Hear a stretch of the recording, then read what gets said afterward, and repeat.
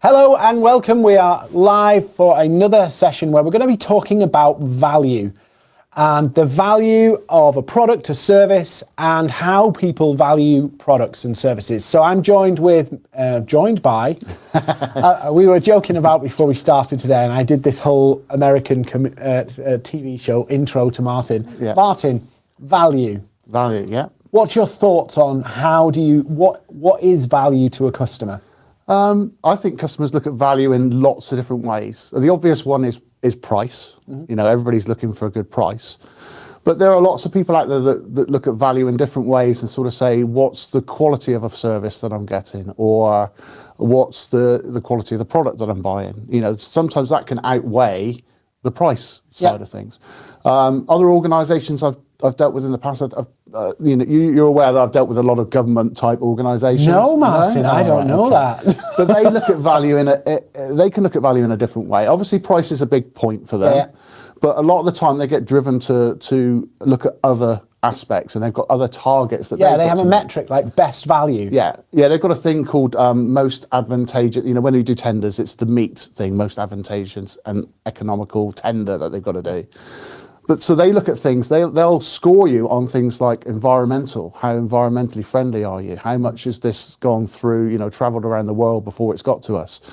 So as a supplier they're looking at different areas of value. So actually they'd be happy to pay a little bit more for a product or a service if it's helping them hit other targets within their boundaries. So they're looking at value in a completely different way for a lot of their projects. And I guess one of the things that I see a lot of people saying I have lots of calls with people and they say one of the big problems they have is we have a much better product, but the customers don't seem to want to pay the price. So I always say to them, well, you're talking to the wrong customers. Yeah. And it's fascinating when you think about, like you were talking earlier about Uber and DIY jobs. Do you want to just explain that? Because there's a lot of people watching this now and they're going, well, yeah, I'm a tech company or I'm this, but the principles of value are the same whether you're buying a drill or Uber. Yeah. So yeah, as you're aware, I do a lot of DIY stuff. So that's sort of, the other things that I do. I've got projects coming up this summer that I want to do. They're one-off projects. So I'm looking at buying particular tools and bits and pieces for doing those projects. Now, I could go out, say if I wanted to buy a nail gun, you can buy a nail gun for a couple £100, or you can spend £700,000, £800,000 on a nail gun to do this project. For me, when I'm looking at purchasing that now, I'm thinking, well, this is a one-off job in my lifetime. Bearing in mind I'm quite old. How many times have I used a nail gun, and how many more times am I likely to use one? What's the resale value of it if I wanted to put it back on after I finish the job? And what's the length of time that I'm looking to use it for? So therefore, I've sort of come to the conclusion I can go to the bottom end of what I'm doing, because I'm a one-man band DIYer. I don't really, I just want it to do that one job, and as long as it can go through that one job, that's great for me. So I'm looking at something that's going to be okay, but the price is where I'm looking at there. Yeah.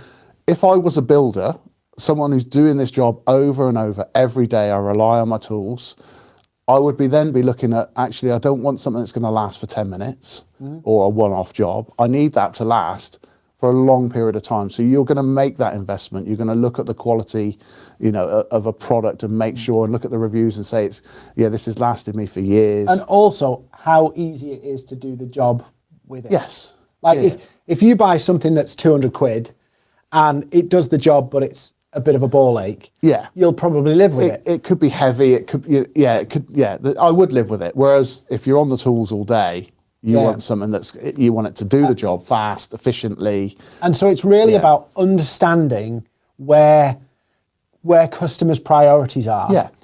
And I, as you were saying that, I thought, actually, there's a real key point here in helping people understand that value also, if we use that builder's example, there's the people who want to do it themselves and they value doing the work themselves. Yeah.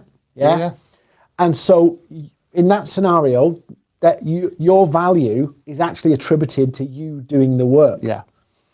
And everything that you're using to do the work is a tool or a material. Yeah. So it's a commodity and the value is in you doing the work. Yeah, yeah. On the other side, there's me. And he's grinning. Martin's grinning because he knows what I'm like with DIY, where I don't have the first clue about how to do some of this stuff, would be worried about how to get there and want to know it's done right.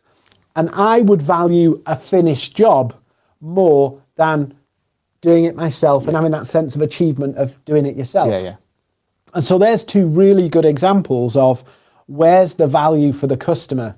If the value for the customer is in doing it themselves, it's always going to be a transactional sale. Yeah. Oh, yeah, it will be. Always going to be that way around. But Uber's done something different because they've not really, if you think about taxis, Yeah. Uber's prices are probably about the same as a normal taxi. Yeah, yeah. But they've created value that people choose them over a taxi. They've looked, they were really, really clever, I think. And they've looked at, basically what they've done is they've looked at that customers, we're going to go back to the old pain points side of things, haven't they? And they've looked at people and said, they've probably talked to people and people have said, you know, I'm forever waiting around in the rain for a taxi to turn up and it doesn't turn up. I get in the taxi, I've got no cash on me, but they don't accept card. You know, there's all sorts of bits and pieces that they've looked at, and Uber have just said we can solve all those problems easily. You know, I get into a taxi and I don't know who the driver is. You know, and for a young lady that can be, well, for anybody it can be a bit, you know, worrying. So now Uber have come up with obviously their app, and within that app you can choose which driver it is. They're all rated. You know who the driver's name is. You know what they've been driving, because everybody's. But do you know what's fascinating about Uber? I think when they've analysed their marketplace that they were going in. They've looked at what's the taxi market like. How can we make it better? Yeah. They've actually looked at what would customers value. They have. Yeah. So there's a convenience element of you can be sat in the restaurant. Well, that'd be lucky right now. But you can be sat somewhere and you just go out when you're ready. Yeah. Yeah. Because how many times have you had that frustration of, oh, the taxi's just coming round the corner? You get a list of times when that taxi, so you sort of go, oh yeah, that's a bit early. I don't want that taxi. I'll choose the one about 10 minutes later. But I also think what they've done is not only looked at how can we make the customer experience better in terms of the annoyance of the market. Yeah. They've actually made it more like a chauffeur service. Yeah, I suppose they have, yeah. Yeah, you feel a bit more special, I suppose, don't you? You know, your driver turns up and he probably knows your name and, you know, all your name, and you know who that driver is, and you're all, you know, so you're already in that. And in their mindset. scenario, what they've done is they've created effectively a system that's no different, really. If you think about it, it's probably cheaper to run than all these taxi firms that have got call operators and all that kind of stuff. One central app that they just have to maintain. It drives everything, payments, the works.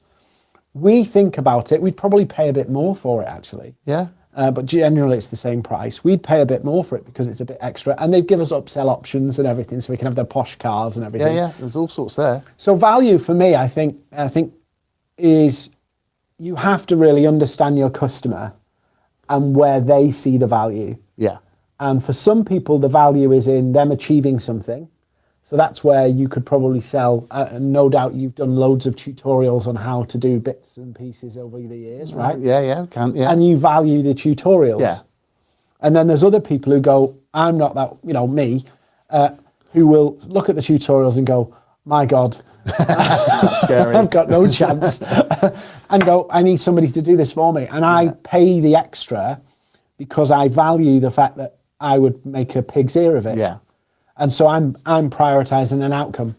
So I guess as a business, it's finding that fine line balance in the middle to be able to cope with both those scenarios, really. And it's how you come up with that. But it is very much understanding your client at the end of the day. It's a job and a half to try and make a customer who values the kind of, we're going to do it ourselves, and try and convince them that you're a value offering.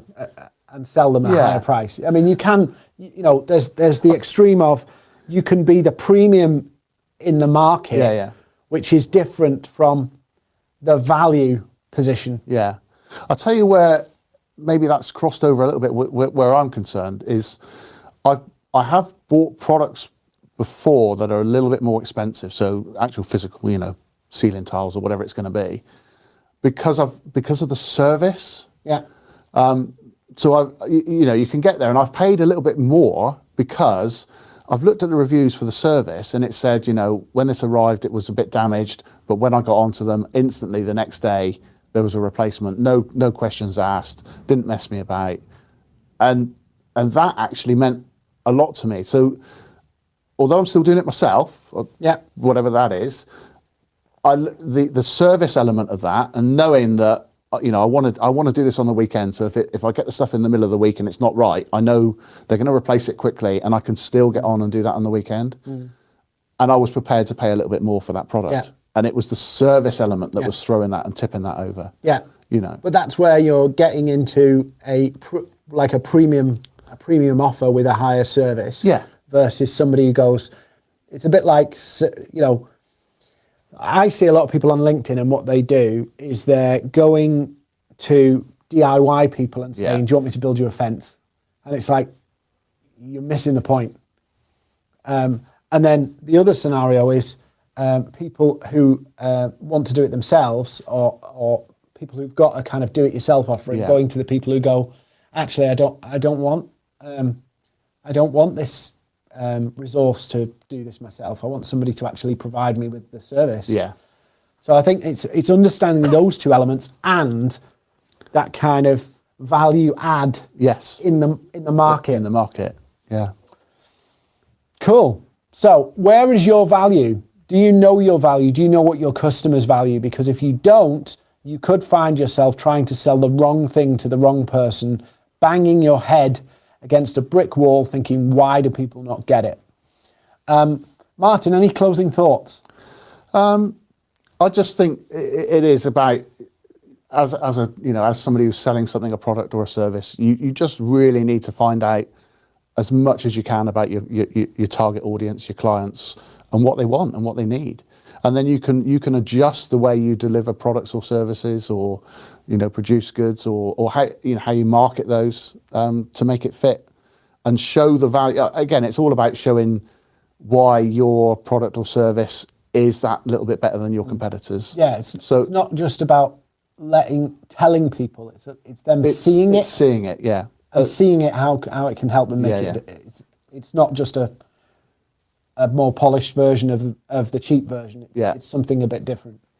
So definitely you just really understand that client and what they need, I suppose, is where we're going back to. Save you a lot of heartache and a lot of frustration if you just do some research on your customers, research on your market, and find where your value is and the difference you can make for your customers. So I want to thank you for watching. Thank you, Martin, for dragging yourself out. And we'll be back next week, and tune in next week, 12:15, for the next Maverrik Live.